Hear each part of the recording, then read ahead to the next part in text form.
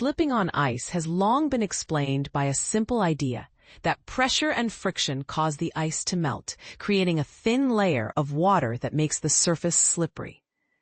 This explanation has been taught to generations of students worldwide for over a century.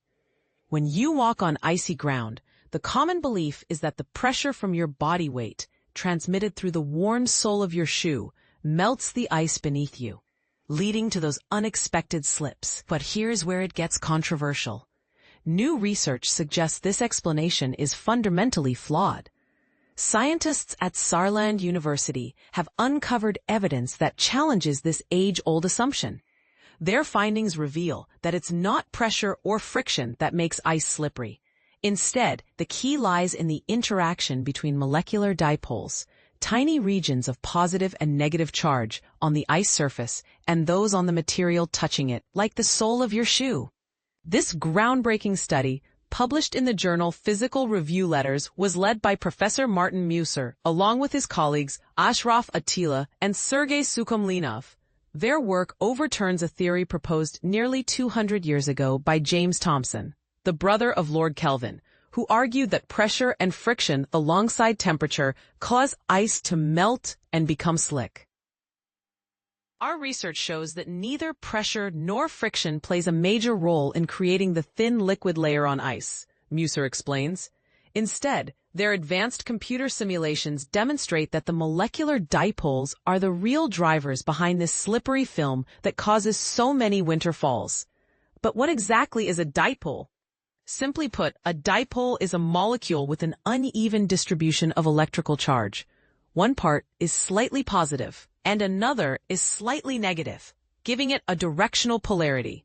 To grasp this better, it helps to understand how ice is structured. At low freezing temperatures, water molecules, H2O, arrange themselves into a highly ordered, crystalline lattice. In this solid form, the molecules are neatly aligned, creating a stable and rigid structure. When you step onto this icy surface, it's not the pressure or friction from your shoe that disrupts the ice's top layer.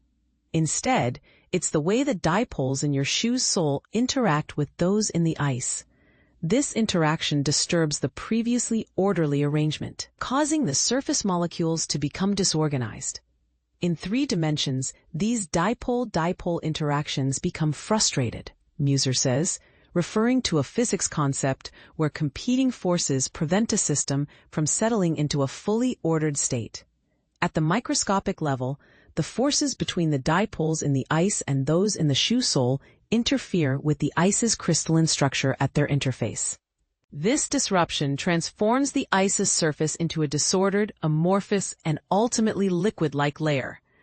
This discovery not only challenges nearly 2 centuries of accepted scientific thought, but also debunks another widespread misconception. It was long believed that skiing below -40 degrees Celsius is impossible because the lubricating liquid film beneath skis cannot form at such low temperatures. But according to Musser, this too is incorrect. Dipole interactions continue to exist even at extremely low temperatures, he explains. Remarkably, a liquid film still forms between ice and ski surfaces, even close to absolute zero. However, this film is much thicker and more viscous than ordinary water, more like honey in consistency, making skiing at these temperatures practically unfeasible, though the film itself is still present. For someone who has suffered a painful fall on icy ground, the scientific details about pressure, friction, or dipoles might seem irrelevant. But for physicists, understanding the true cause of ice's slipperiness is crucial. The implications of this research from the Saarland team are still unfolding, and the scientific community is paying close attention. So, what do you think? Could this new perspective on why ice is slippery change how we approach winter safety? Or design footwear? Or do you believe the traditional pressure and friction explanation still holds weight? Share your thoughts and join the conversation. Sometimes the simplest explanations aren't the whole story.